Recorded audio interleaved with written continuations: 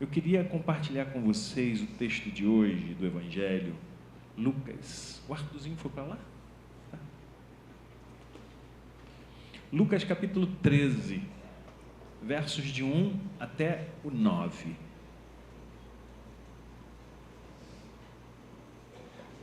Nessa Bíblia que está aí perto de você, algumas, é a página 1482, lá em cima, no número grande, 13.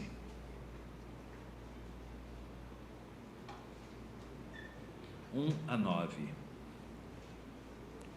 Vou ler aqui, se você tem o texto, me acompanha, por favor. Se não, abra os seus ouvidos e ouça.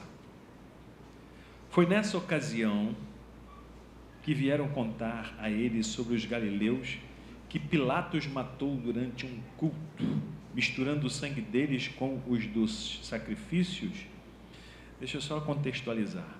Do capítulo 9 até o 19, 10 capítulos, Lucas vem falando da viagem de Jesus ali com seus discípulos. Enquanto caminhava, Jesus ensinava num método muito utilizado por Aristóteles, que enquanto caminhava, ele ia ensinando os seus discípulos.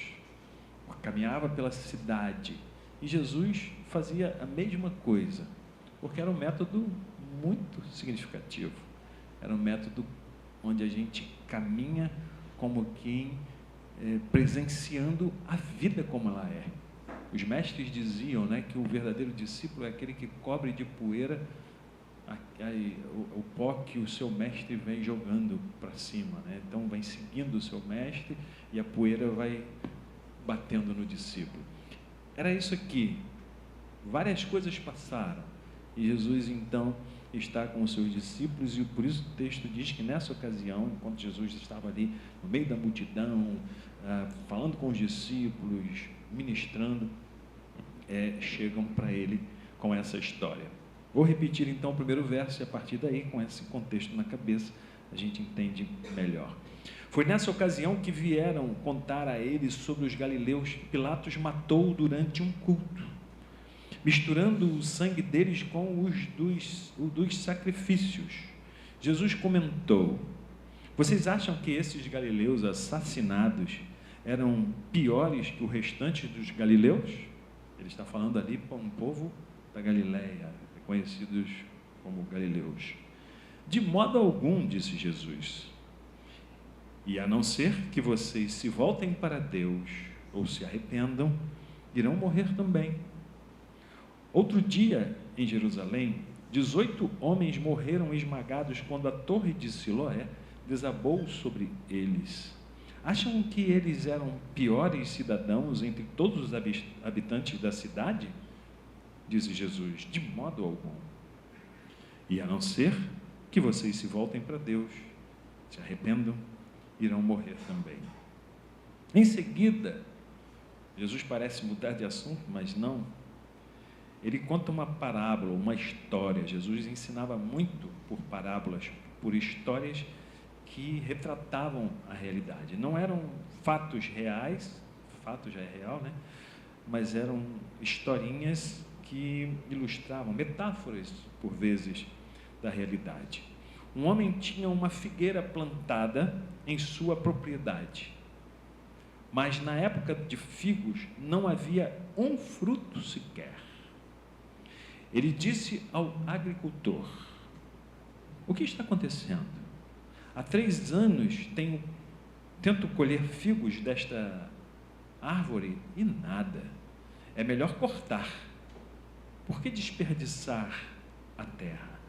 O homem lhe pediu: vamos dar a ela mais um ano. Vou cavar ao redor e jogar adubo. Talvez comece a produzir no ano que vem.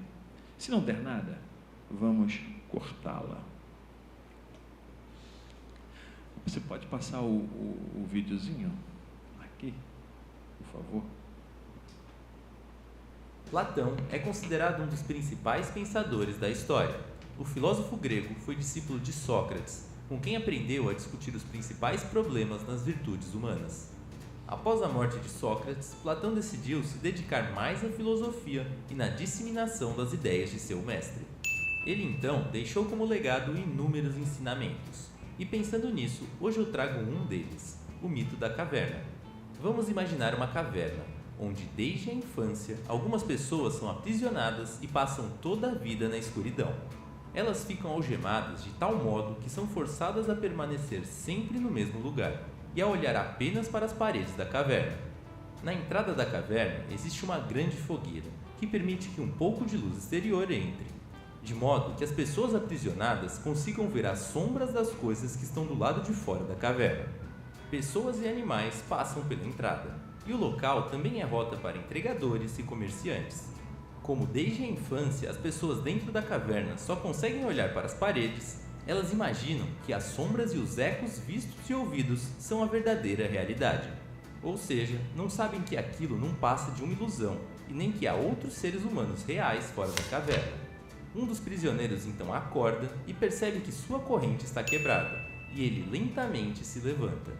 Ele então caminha para a entrada da caverna, porém, uma luz muito forte ofusca sua visão e o deixa completamente cego por algumas horas.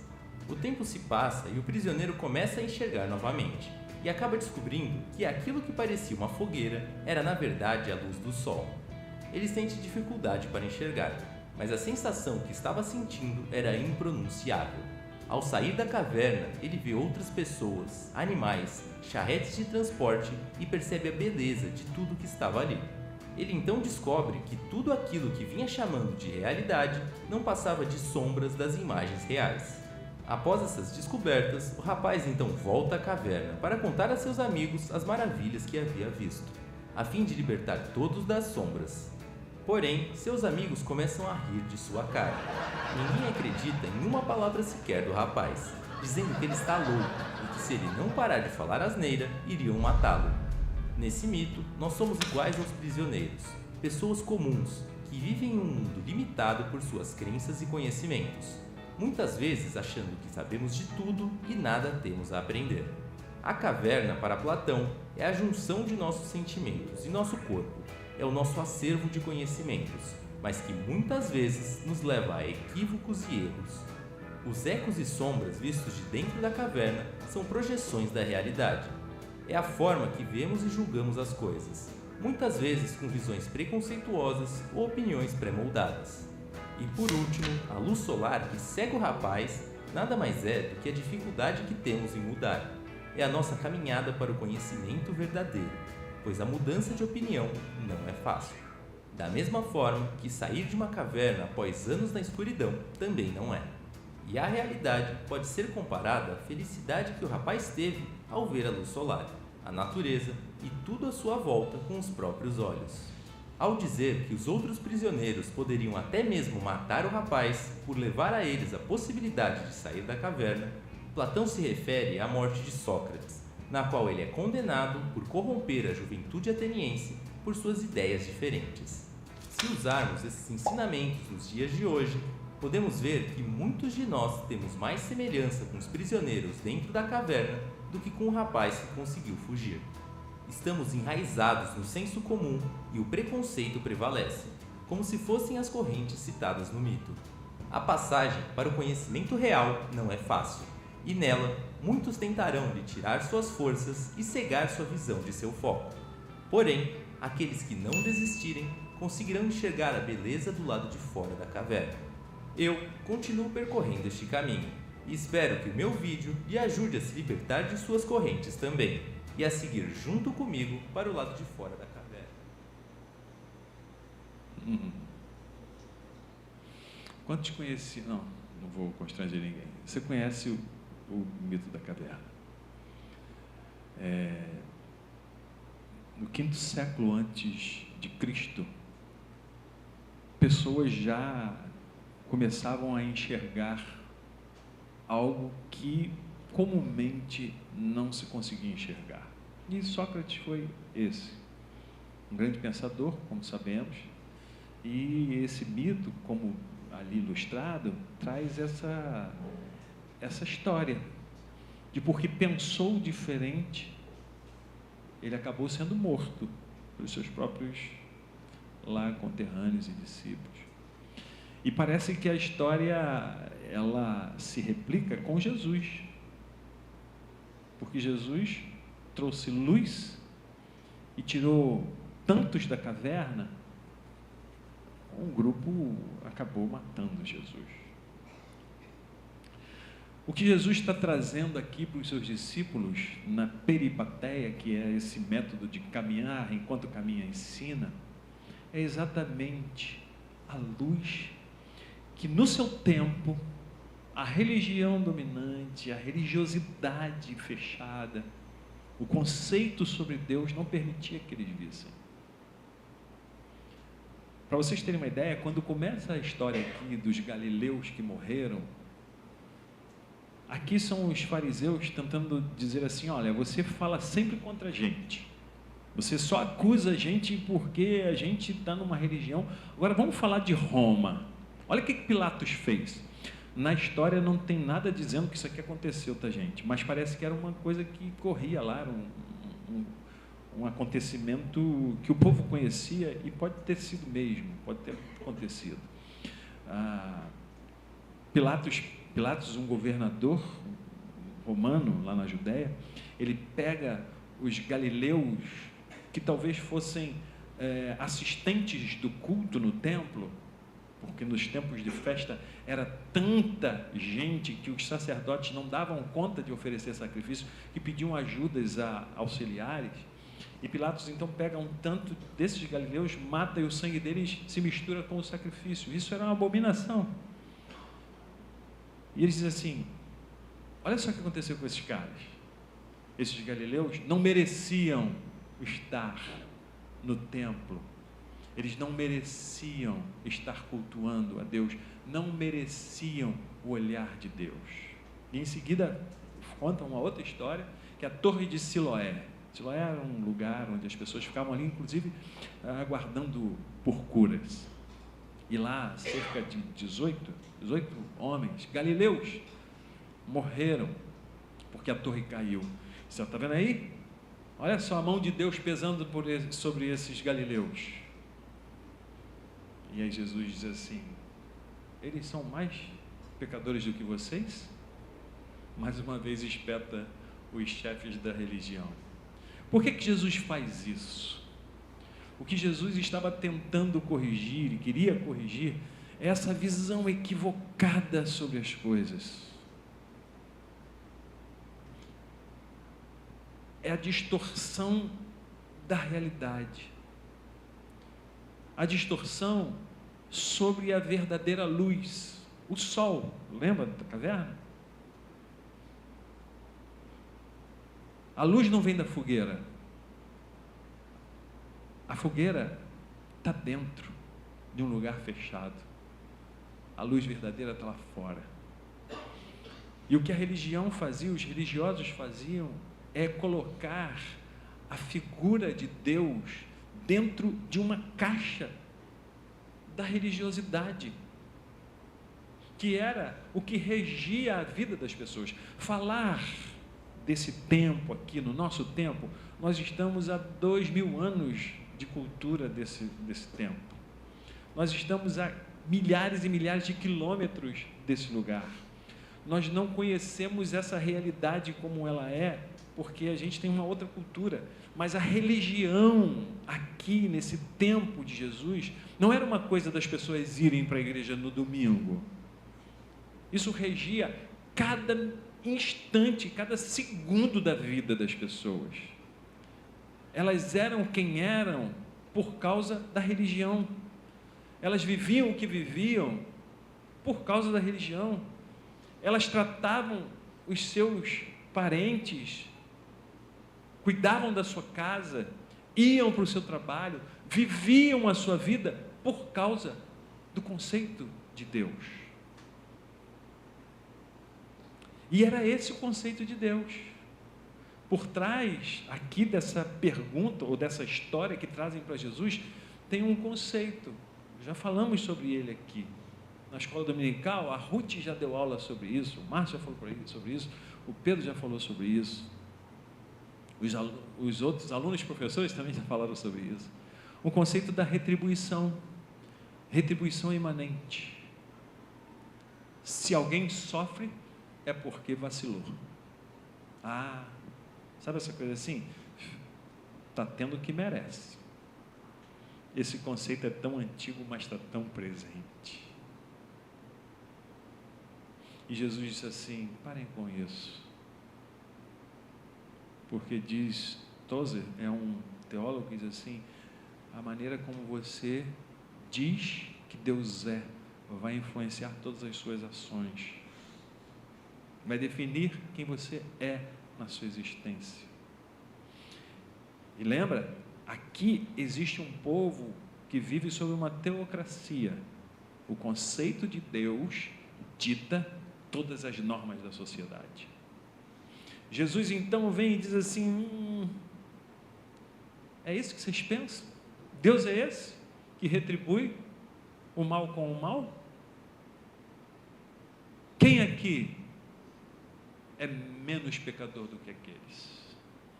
E aí Jesus vem com uma fala intrigante: se vocês não se arrependerem, se não buscarem Deus, vão morrer iguais a eles.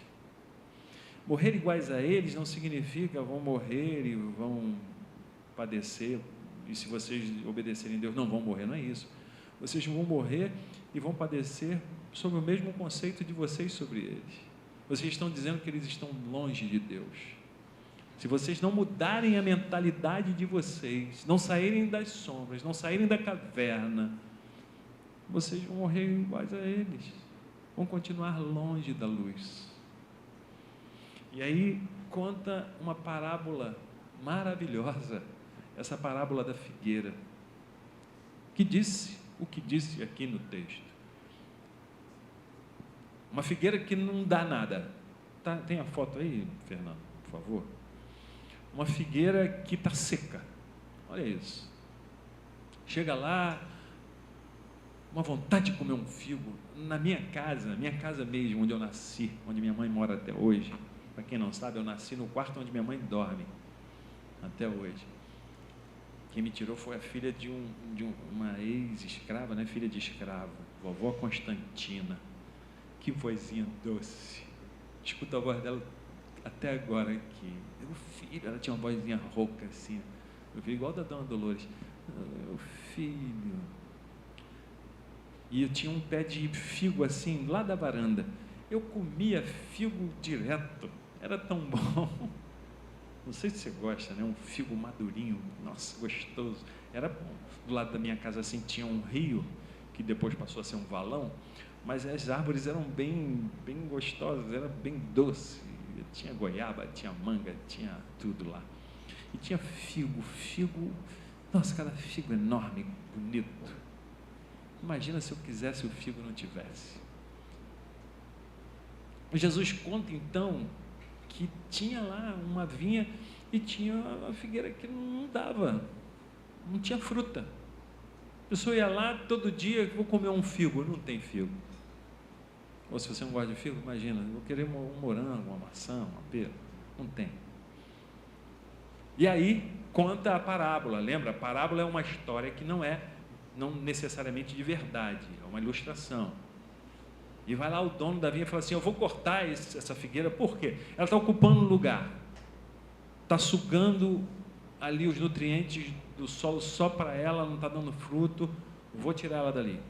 E aí vem um outro servo e diz assim: não, ela está aí há 3 anos, vamos dar mais 1 ano para ela. Eu vou cavar em volta, vou colocar nutrientes e vamos ver se daqui a 1 ano ela dá fruto. Se não der, aí você vem aí e corta. Por que Jesus conta essa história no meio dessa coisa toda? Para ilustrar exatamente o caráter diferente de Deus. Alguns colocam Deus como o dono da vinha e Jesus como o intercessor. Mas eu escutei uma coisa tão linda sobre essa parábola, que diz que Deus não era o dono da vinha, não. Deus é o servo que cuida da vinha. Porque se a gente parar para pensar, se Jesus é o servo e Jesus é Deus, Estão dizendo assim, sabe esse dono da vinha que vocês imaginam que é Deus? É esse conceito que vocês tinham de Deus, que vai cortar, que é um Big Brother que olha só catando pecado, que acusa o tempo inteiro, que é o juiz que julga para punir. Esse Deus quer cortar. Mas Jesus apresenta uma outra face do Pai, diz assim: o meu Pai é esse misericordioso, é esse gracioso.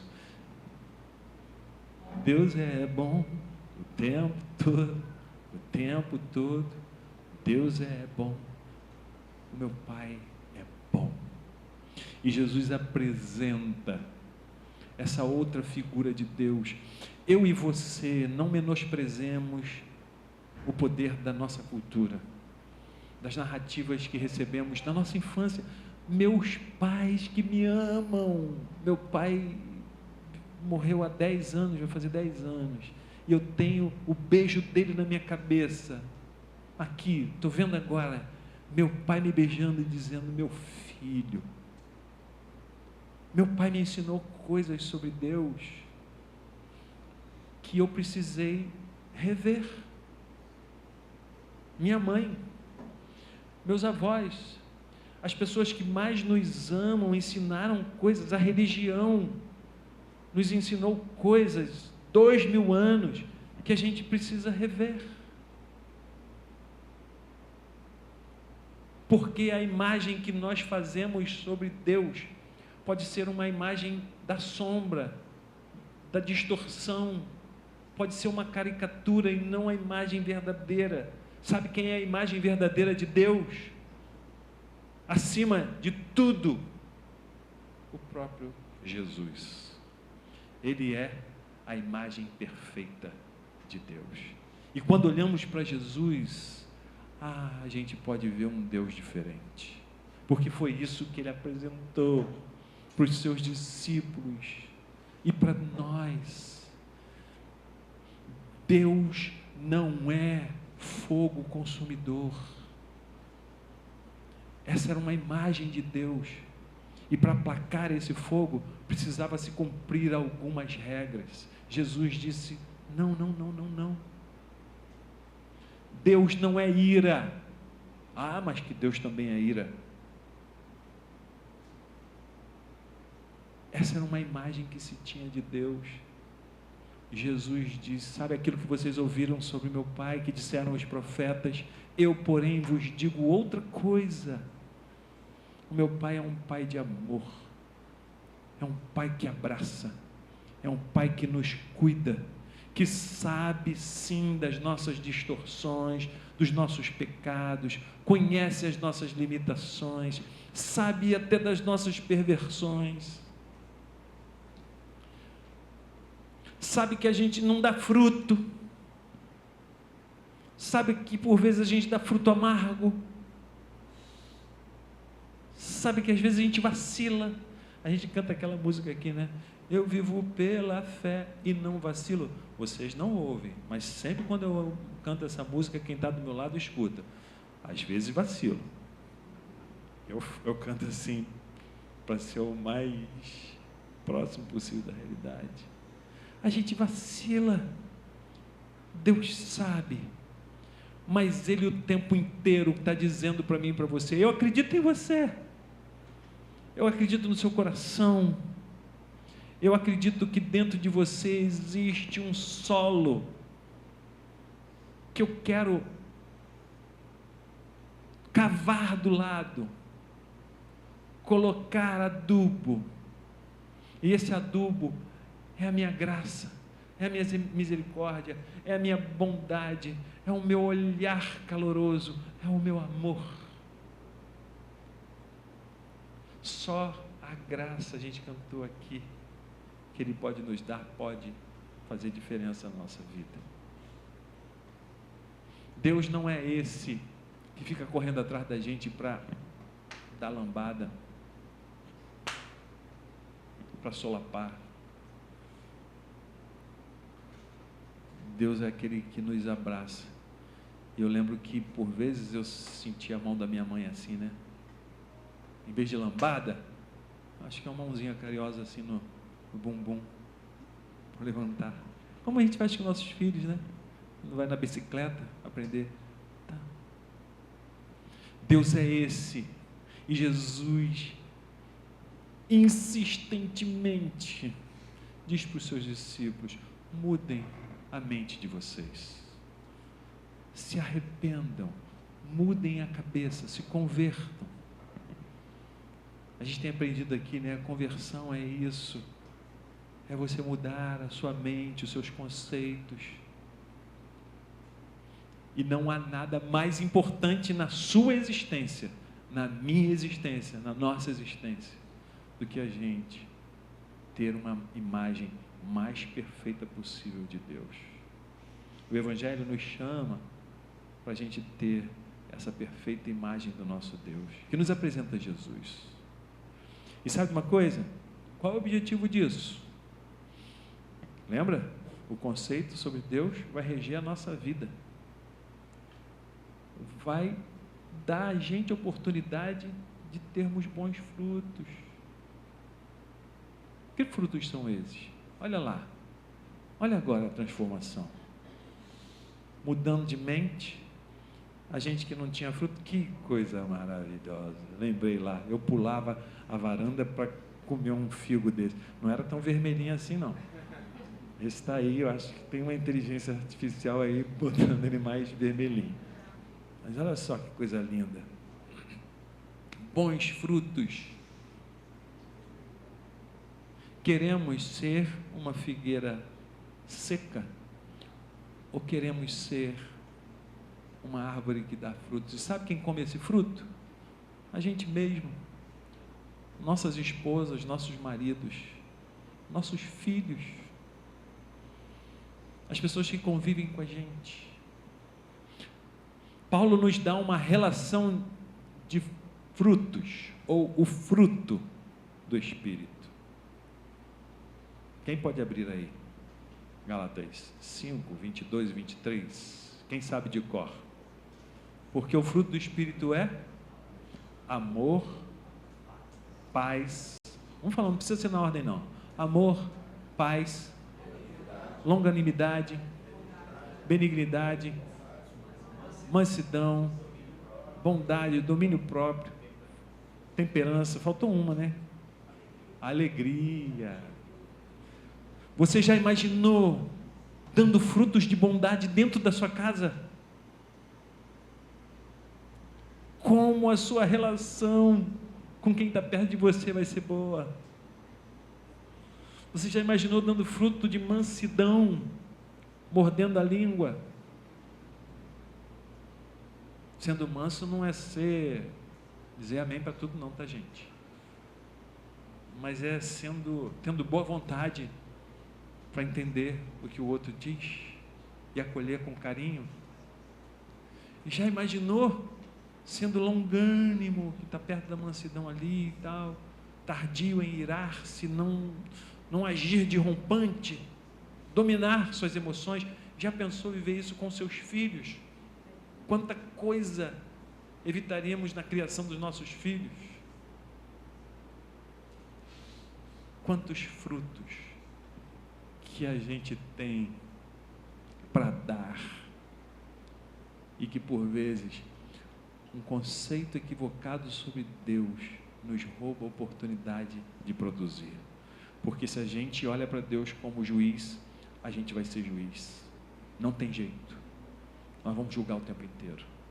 E quando a gente julga, a gente se coloca numa posição superior, que era o que a religião fazia. Eram os irrepreensíveis, por isso subjugavam todas as pessoas. E não há relação que sobreviva a um jugo de peso. Se a gente é juiz dentro de casa, coitado da minha esposa, coitado do meu marido, coitado do meu filho. Se Deus é irado, coitado dos meus amigos, coitado do meu empregado, coitado do meu patrão. Se Deus é quem eu distorci para ele ser, as minhas relações vão estar pautadas o tempo inteiro na distorção da minha própria alma. Na psicanálise a gente tem um conceito que diz assim: quando Pedro fala de Paulo, sei mais de Pedro do que de Paulo.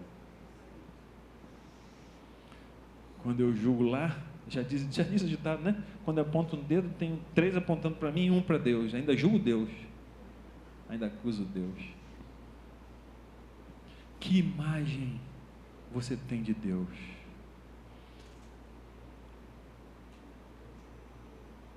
Jesus está dizendo, só existe uma imagem perfeita dele, que é essa que eu apresento para vocês.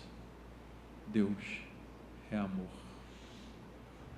E o seu amor se reverte para nós em cuidado, de misericórdia, de graça, de bondade, de favores, de abraços, de reconciliação, de novas oportunidades, de novos caminhos, de nova direção. Arrependam-se, se convertam, deixem a figueira seca da existência passar. Eu convido vocês a serem uma figueira que dá bons frutos.